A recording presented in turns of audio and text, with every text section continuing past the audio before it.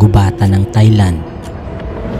Matatagpuan ng isang lumang simbahan na pinaniniwalaang naging pugad daw ng itim na mahika na tinatawag nilang kumantong.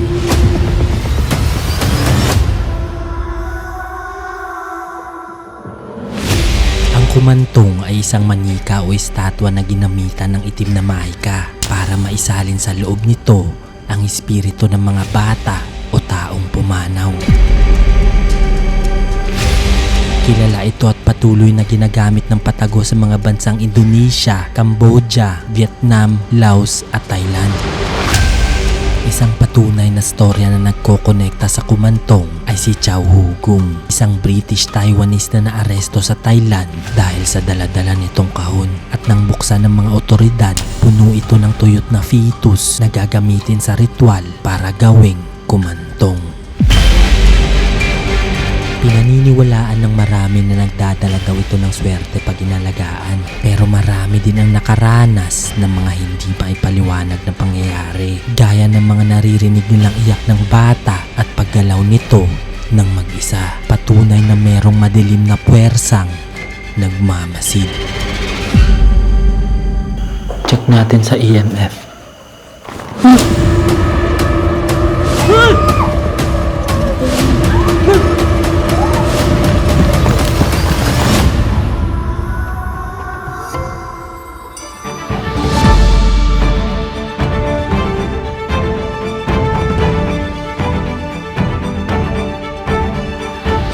May araw pa nang papunta kami sa lokasyon at ang orihinal na plano ay lilibutin lang sana ito dahil medyo delikado sa gubat at hindi kami sigurado kung anong sa paligid nito. Pero wala kaming kaalam-alam na meron pala kaming madidiskubreng nakatagong sekreto sa lugar na to. At dahil malayo ito sa sentro, madilim na nang marating namin to. So dito meron kaming nakitang daanan papunta dun sa loob. Masukal na ang daanan papasok sa lokasyon dahil matagal na itong abandonado at sa gitna ito ng gubat. So dito, merong dalawang daanan din dito guys. Meron dito, tsaka dun. So ito siguro, ito yung ano nila parang rotonda. So mamaya check natin dito kung meron pa tayong mahahanap. Ay gagi, meron pa dun oh. Diba? Parang maribulto dun eh. So hindi masyadong kita guys. OMG. Ito na siya guys. Kita na dito guys. Yan, tingnan dyan oh. Kaging laki niya no. Oh my god. Dito ko lang mapak sa semento kasi baka may sigurado may ahas na dito.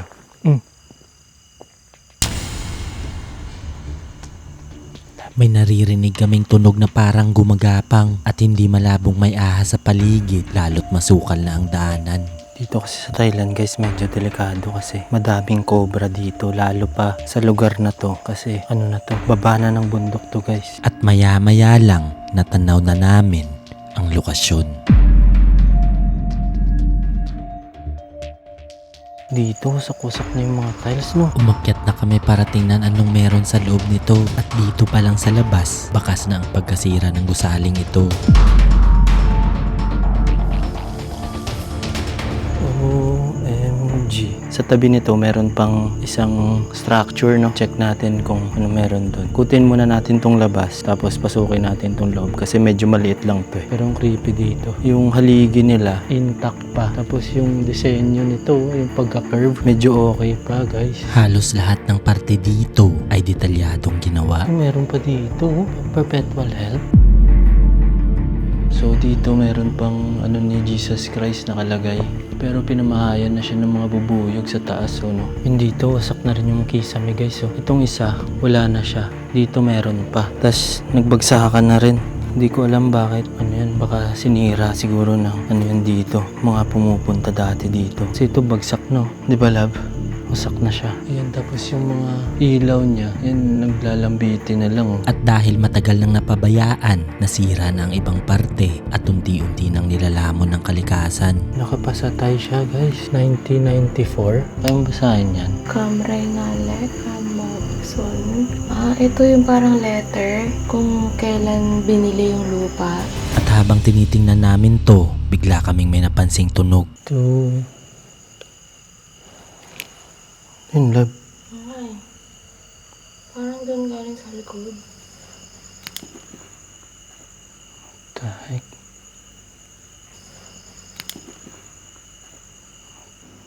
Gagi, ano yun?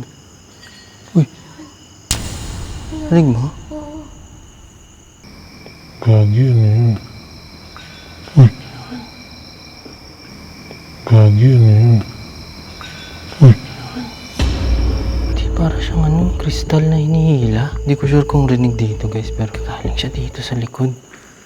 Yan no. Para itong naglalakad na may hinihila.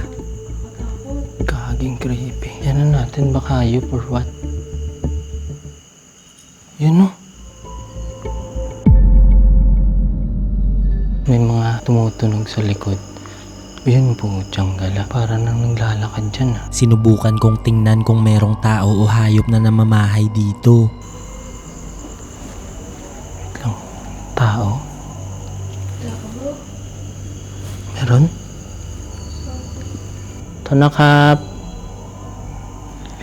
Bukod sa tunog sa loob, meron na rin kaming mga tunog na naririnig sa labas. Yun no.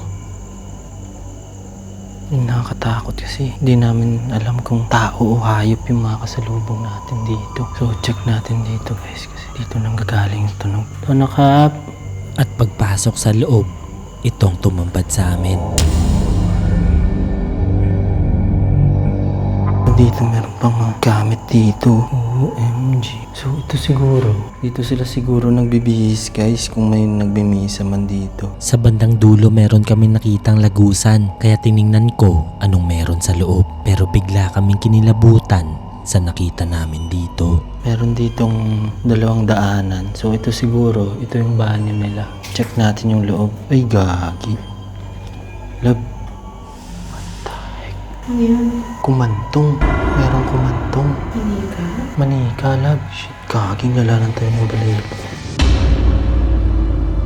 Guys, yung kumantong, yan yung ginagawa ditong ritual. Example, may namatay silang kapamilya, tapos ayaw nilang mag-move on. Ilalagay nila yung spirito, tinatrap nila sa manika para yun yung magiging host ng spirit. Dito merong dalawa lab. Dasal to eh.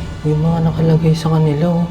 Makita niyo yung mga paa nila. Merong mga dasal lahat. So, medyo creepy itong lalanang tayo ng balahibo. Lab dito, lab may daanan. Kaya nagmadali na kaming maglibot dahil siguradong may nagmamayari nito gaya ng mga gamit na nakita namin kanina. At mas lalong lumakas ang aming kutob na makita namin to. Oh my God, lab, merong ano dun. Yung bote, yung nilalagyan ng langis. Yan yun eh. Kagaya niyan yung ano guys, yung bote na binigay sa amin ng monk. Hindi dito rin. Oh my God. Hindi na tumitigil ang kilabot namin at maya-maya lang bigla kaming nakarinig ng kakaibang tunog. Lalanan tayo ng balahibo ko. So meaning may something dito. Wait na lang. Check natin sa EMF. Tumawa! Narinig ko. Check natin sa EMF. Check natin sa EMF.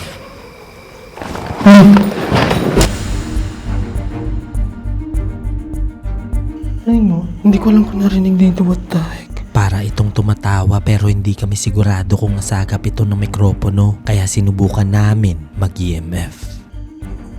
Oo. Pumitik. Yung ako nakuha. Nakuha dyan lang. Ayan o, ayan o. Dito, dito. Yan guys, wala guys ah. Oh my God. Dito. Dito ka lang para makita ka nila na wala kang hawak ka. Oh yan o.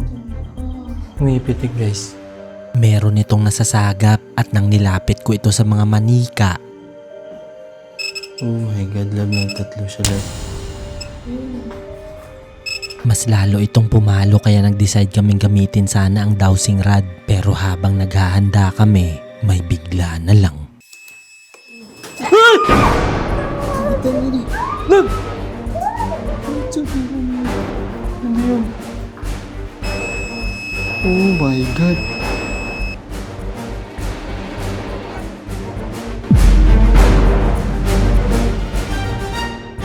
Para na kaming pinaglalaroan dito, kaya lumayo na agad kami at lumipat sa loob ng parte. Check natin sa loob guys. And guys, kung na-appreciate yung mga ginagawa natin dito, make sure to subscribe para marami pa tayong lugar na mapuntahan gaya nito. Kahit delikado pero laban lang tayo. Tsaka sa mga nagtatanong pala sa flashlight na to guys, lalagay ko dito sa baba. Malaking tulong din yun sa amin guys para makapunta kami sa mga spots na mga malalayo gaya nito. Pagpasok sa loob, ito ang bumungad sa amin.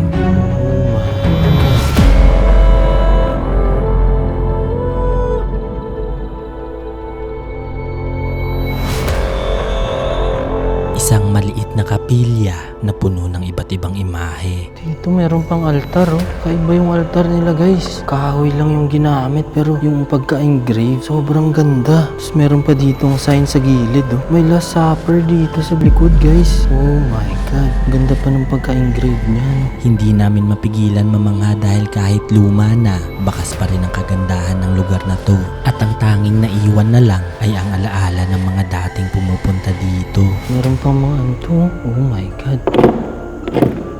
Ito ata yung mga parte galing sa taas lab. Oh, meron pang disenyo sa taas. Sobrang ganda dito. Meron din mga naiwang ribulto, pero may napansin akong kakaiba sa mga ito. Dito meron pang mga ribulto guys oh.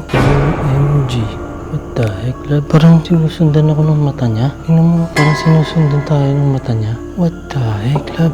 Dito napaisip kami kung konektado ang dalawang ito sa dalawang manika na nakita namin.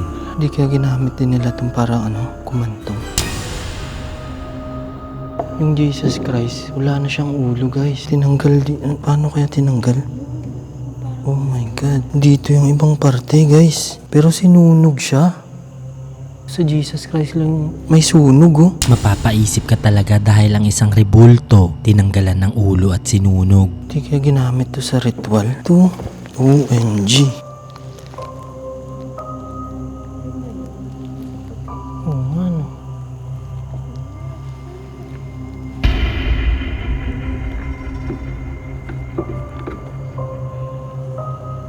Oh my god. Bakit ganyan? Dalawa kasi yung rebulto dito. Tapos kanina, dalawa din sila. Possible, konektado to dito. Kaya nagsimula agad kami mag-imbestiga kung meron kaming masasagap dito. What the heck? Dito? So, ganun din. Wait lang, isa pa. Oh my God, love. Sinundan ko ang tinuturo ng dowsing kung merong masasagap ang EMF at maya-maya lang.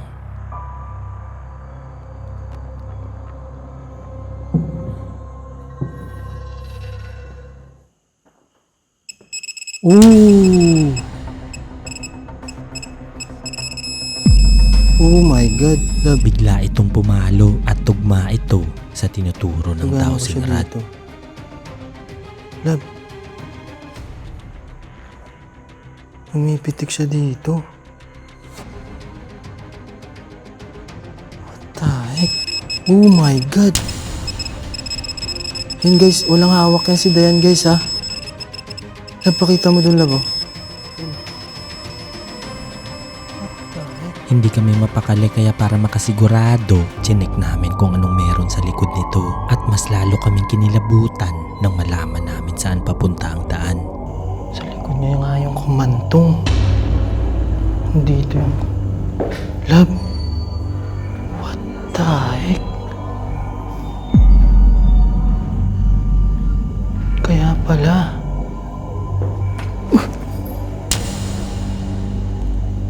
Tough. Tara na, love. Try natin mag-investigate dito. Kaya dali-dali naming sinetap ang mga gamit at pinwesto ang mga kamera para makapagsimula na magtanong. Kung meron kaming kasama dito, pwede po ba kaming magtanong kung pwede niyong patunugin ang mga gamit na nandito ngayon? Kakaumpisa pa lang namin meron na agad na sagap ang tatsulok. Pwede po ba kami makipag-usap sa inyo dito? Lao ko ito. At maya-maya lang bigla nitong pinatunog ang dead bell.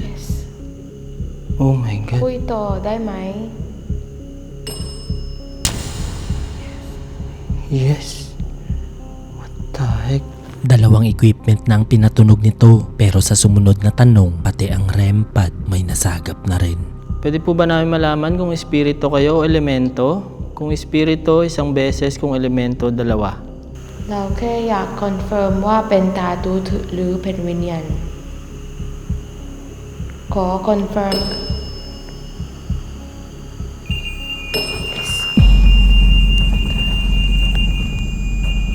Espiritu? Dito kami kinabahan dahil nagtutugma ang mga sagot nito sa kutob namin sa mga manika. What the heck? Guys. Oh my God. Malala yung meaning nito kasi yung sabi ko kanina, yung mga namatay na kapamilya ng mga taong gumagawa ng kumantong, nilalagay nila yung spirito, oh my God, ng kapamilya nila, nilalagay nila sa kumantong. So ngayon, kung spirito nga nandito, tanong natin kung ilan sila, 1 o 2. Kasi pag 2, connected to dito sa likod. Pwede po namin malaman kung ilan kayo dito. Kung 1 ka lang, patunugin mo ng 1 beses yung dead bell. Kung 2 kayo dito, patunugin mo yung 2 beses. What the heck? Pinatunog nito ng magkasunod, ibig sabihin, tama ang hinala namin. Pwede po ba naming malaman kung kayo po yung nakakulong na kumantong dito sa likod, yung 2? สามารถให้เรารู้ว่าที่สองคนวิญญาณอยู่นี้เป็นที่อยู่ในกุมารทองที่เมื่อกี้อยู่ข้างล่าง So tama nga, sila nga yung nakakulong dito. Sinubukan namin itanong kung konektado sila sa rebulto dito. Kaya pala 2 din dito. So meaning, kayo din po ba yung nilagay dito? Nakaharap namin ngayon? อันที่วิญญาณเป็นที่สองคนอยู่ข้างหน้าเราใช่ไหม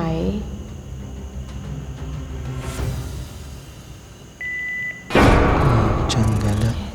Tugma pa rin ang sagot nito. Guys, Isang senyales na may namamahay nga sa lugar na to. gagi, sobrang accurate ng sagot. Kaya sinubukan namin kung pwede silang kausapin sa spirit box. Pwede po ba namin kayo makausap sa spirit box para mas klaro po yung sagot? สามารถพูดคุยกับคุณโดยสปิริตบ็อกโดยใช้สปิริตบ็อกได้ไหม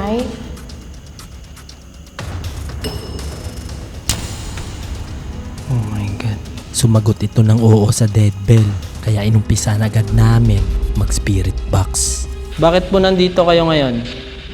คุณอยู่ที่นี่ทำไม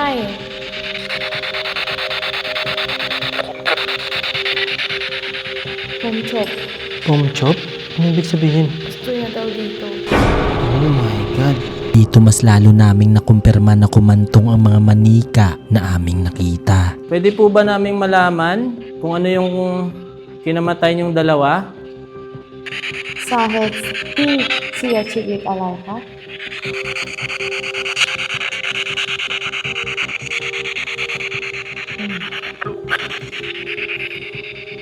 Luga? ลูก is anak. Oh my God. Nung pinanganak sila? So bata, yes. Kinumpirma niya ang sagot nito sa spirit box at sulok at base sa kwento tungkol sa kumantong, mga espiritu ng bata ang karamihan na kinukulong. At nang tinanong namin kung kailangan nila ng tulong, ito ang nangyari. Kailangan niyo po ba ng tulong namin? คุณอยากเราช่วยคุณได้ไหม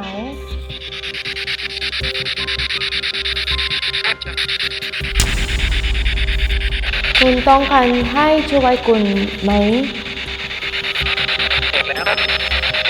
พอแล้ว enough แล้ว enough What the heck?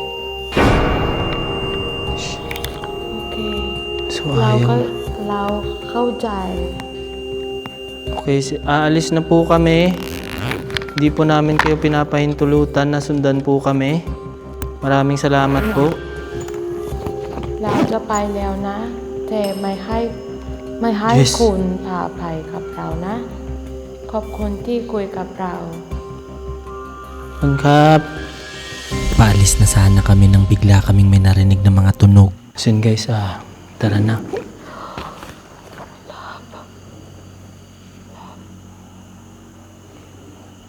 Uy, kung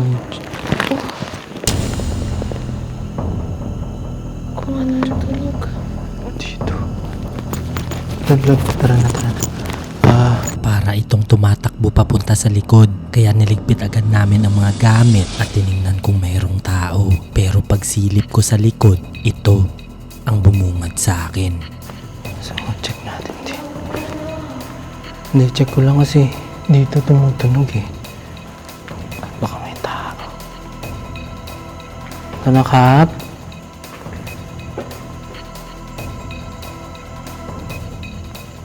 Baba mo yung ilaw. Baba lang yung ilaw.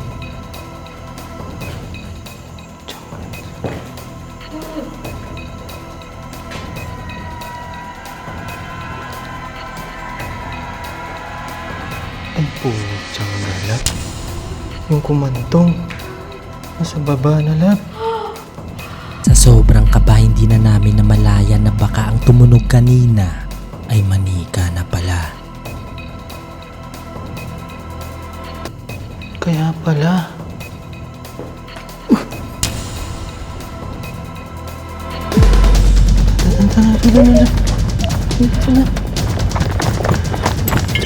Ito na ba?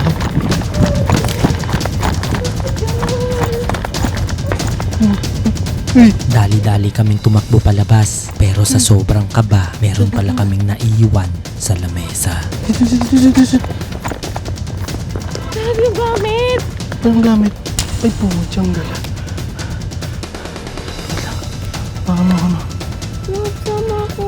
Diyan tayo muna lang ako dito lang.